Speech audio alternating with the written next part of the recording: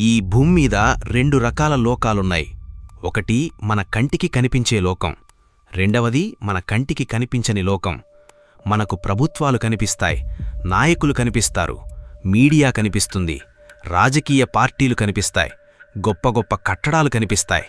కానీ బైబిల్ మనకొక భయంకరమైన సత్యాన్ని చెబుతోంది. ఈ కనిపించే ప్రపంచం వెనుక, తెర వెనుక ఒక పెద్ద చీకటి రాజ్యం పనిచేస్తోంది. ఆ చీకటి రాజ్యానికి టీవీ ఛానల్స్ లేవు, వాళ్లకు రాజకీయ పార్టీలు లేవు, పార్లమెంట్లో వాళ్లకు సీట్లు లేవు. కానీ ఈరోజు మన కళ్ల ముందు జరుగుతున్న ప్రతి దారుణమైన సంఘటన వెనుక వాళ్ల ప్రభావముంది. ఈ ప్రపంచం ఏదో మనుషుల తప్పుల వలనో, నాయకుల నిర్ణయాల వలనో ఇలా తయారైందని మీరనుకుంటున్నారా? లేదు ప్రియులారా, దేవుని వాక్యం ఆ చీకటి తెరను తొలగించి అసలు నిజమేమిటో మనకు చూపిస్తోంది. ఎఫెస్సీయులకు 6:12 ఏమంటోందో జాగ్రత్తగా వినండి.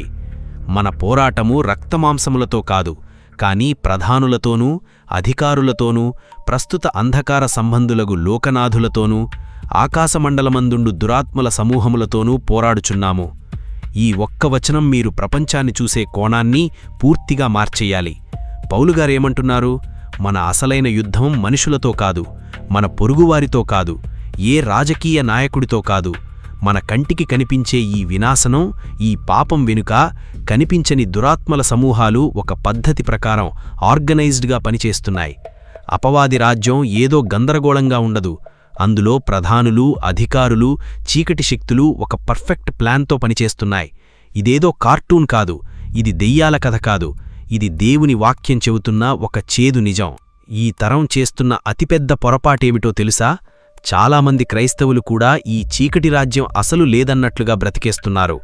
ఉదయం లేవగానే ఫోన్ చూసుకుంటారు, ఉద్యోగాలకు వెళ్తారు, ఆదివారం చర్చికి వెళ్తారు, మళ్లీ సోమవారం మామూలు జీవితం. కానీ అసలు ఆత్మీయంగా ఏం జరుగుతోందని ఎవ్వరూ ప్రశ్నించుకోవడం లేదు. సాతాను వాడే అతిపెద్ద ఆయుధం భయం కాదు, మోసం. మనుషులు తన్ని పూజించాలని వాడు అడగడు. వాడికి 2 కొమ్ములు పెట్టుకుని, ఒక త్రిశూలం పట్టుకుని నీ ముందు నిలబడాల్సిన అవసరం లేదు. వాడు ఉన్నాడన్న సంగతి నీకు తెలియకుండా చేయగలిగితే వాడికంతే చాలు. వాడు తన ప్లాన్స్ని టీవీల్లో చెప్పడు.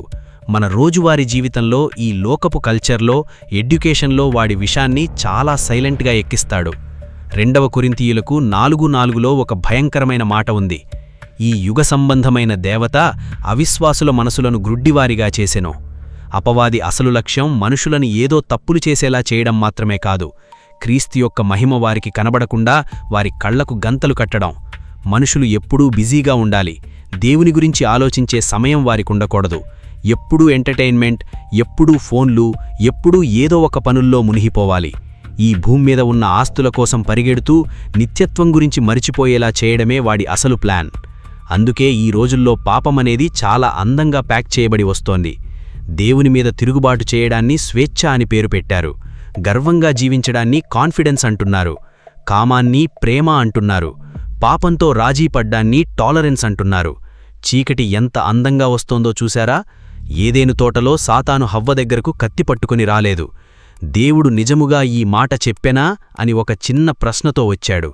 దేవుని వాక్యం మీద అనుమానం పుట్టించాడు. ఈరోజు కూడా అదే జరుగుతోంది. నిజంగా దేవుడు పాపాన్ని శిక్షిస్తాడా? నిజంగా నరకం ఉందా? పెళ్లి చేసుకోకుండా కలిసి ఉంటే తప్పేంటి అని దేవుని వాక్యాన్నే ప్రశ్నించేలా ఈ లోకాన్ని తయారు చేస్తున్నాడు. ఈ చీకటి రాజ్యం ఎక్కడెక్కడ పనిచేస్తోందో తెలుసా?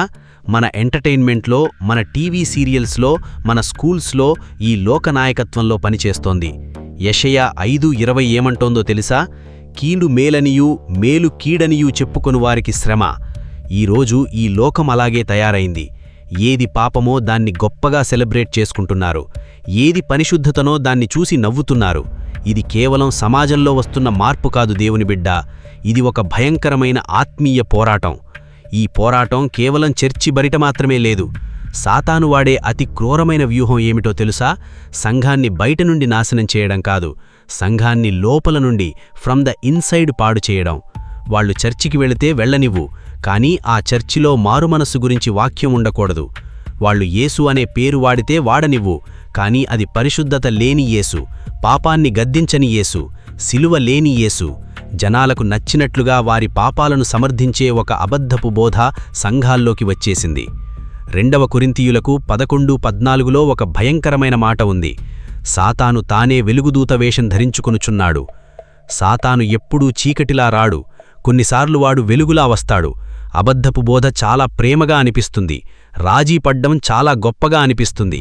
రేపు రాబోతున్న క్రీస్తు విరోధి వ్యవస్థ కూడా ఇలాగే ఒక వెలుగుదూతలా, ప్రపంచాన్ని రక్షించే శాంతిదూతలా రాబోతోంది. అందుకే దేవుని బిడ్డలైన మనం వాక్యంలో లోతుగా నాటబడాలి. నీ ఫీలింగ్స్ ముఖ్యం కాదు, లోకం ఏమనుకుంటోందన్నది ముఖ్యం కాదు. మనకు కావాల్సింది సత్యం. అది చూడండి, అపవాదికి బాగా తెలుసు. వాక్యం చదవని క్రైస్తవుడు వాడికి చాలా ఈజీ టార్గెట్. ప్రార్థన లేని క్రైస్తవుడు, లోకంతో రాజీపడే క్రైస్తవుడు, దేవుని వాక్యం కంటే తన ఎమోషన్స్ని నమ్మే క్రైస్తవుడు సాతానుకు చాలా సులువైన వేట.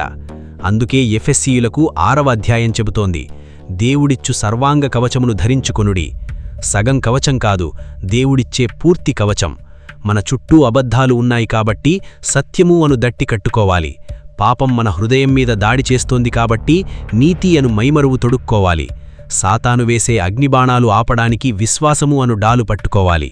రక్షణ అను శిరస్త్రాణము, దేవుని వాక్యము అను ఆత్మఖడ్గం పట్టుకోవాలి.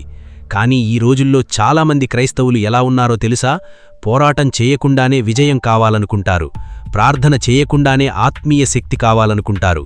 ఒక పక్క లోకపు ఎంటర్టైన్మెంట్ని, సీరియల్స్ని ఎంజాయ్ చేస్తూ మరోపక్క సాతానును జయించాలనుకుంటారు. కానీ ప్రియులారా, మీరు పాపంతో చేతులు కలిపి సాతానును జయించలేరు. రాజీపడుతూ మీరు విజయాన్ని పొందలేరు. 1 పేతురు 5:8 చెబుతోంది, నిబ్బరమైన బుద్ధిగలవారై మెలకువగా ఉండుడి. మీ అపవాది అయిన సాతాను గర్జించు సింహము వలె ఎవరిని మృంగుదునా అని వెదచూ తిరుగులాడుచున్నాడు. అపవాది నిన్నేదో భయపెట్టడానికి తిరగడం లేదు, నిన్ను మృంగేయాలని చూస్తున్నాడు. వాడు నీ విశ్వాసాన్ని, నీ భవిష్యత్తును, నీ కుటుంబాన్ని, నీ పరిశుద్ధతను నాశనం చేయాలని చూస్తున్నాడు.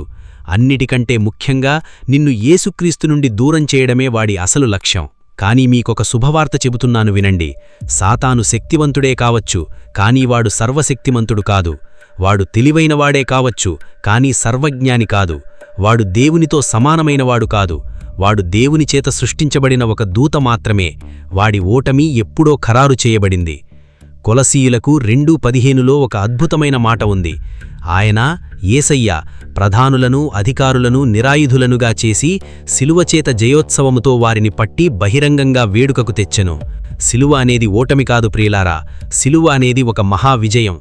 యేసయ్య శిలువ మీద ప్రాణం విడిచినప్పుడు నరకం సంబరాలు చేసుకుంది, చీకటి రాజ్యం గెలిచేశామనుకుంది.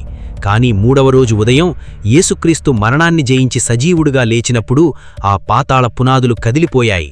సర్పపు తల చిదగ్గొట్టబడింది, పాపానికి క్రయధనం చెల్లించబడింది, మరణపు ముల్లు విరగ్గొట్టబడింది. సాతాను అంతం ఎప్పుడూ డిసైడ్ అయిపోయింది. అందుకే ఒక క్రైస్తవుడు ఎప్పుడూ భయంతో బ్రతకకూడదు. యాకోబు 4:7 చెబుతోంది, దేవునికి లోబడియుండుడి, అపవాదిని ఎదిరించుడి. ముందు దేవునికి లోబడాలి, అప్పుడే సాతానుని ఎదిరించగలం. పాపంలో ఉంటూ సాతానుని ఎదిరించలేం.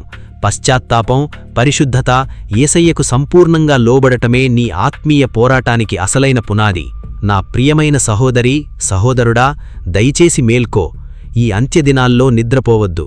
చీకటి రాజ్యం నిన్ను గ్రుడ్డివాడిగా చెయ్యాలని చూస్తోంది, కానీ యేసయ్య నీ కళ్ళు తెరపించాలని ఆశపడుతున్నాడు. చీకటి అంతం ఎక్కడో తెలుసా? ప్రకటన 20:10 ప్రకారం వాడు అగ్నిగంధకములు మండు గుండంలో పడవేయబడతాడు. అది వాడి భవిష్యత్తు.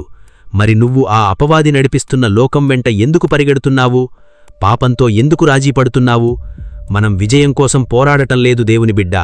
యేసయ్య శిలువలో సాధించిన విజయం నుండే మనం పోరాడుతున్నాం. ఈరోజే నీ దేవుని వాక్యం దగ్గరకు తిరిగిరా. సాతాను వేసే మాయలో పడకు. ఏ క్రీస్తు విరోధి వ్యవస్థ నీ మనస్సును పాడు చేయకుండా నీ హృదయాన్ని దేవునికి అప్పగించు. ఈ చీకటి పోరాటంలో యేసయ్య చేతులు పట్టుకొని నడువు. నాతోపాటు నీ గుండెమీద చెయ్యి వేసుకుని కన్నీటితో ఈ ప్రార్థన చెయ్యి. యేసయ్యా, నా కళ్ళు తెరపించినందుకు నీకు వందనాలు. ఈ లోకపు మాయలో, చీకటి రాజ్యపు వ్యసనాలలో నేను పడిపోకుండా నన్ను కాపాడు. నా పాపాలను నీ శిలువ రక్తంతో కడుగు. దేవుని సర్వాంగ కవచము ధరించుకుని సాతాను ఎత్తుగడలను ఎదిరించే ఆత్మీయ బలాన్ని నాకు దయచెయ్యి. ఈ లోకంతో రాజీపడకుండా పరిశుద్ధంగా బ్రతికే కృప దయచెయ్యి. నీవు సాధించిన విజయమే నా విజయం ప్రభువా. చీకటికి భయపడకుండా వెలుగులో నడిచే భాగ్యం నాకు దయచెయ్యి.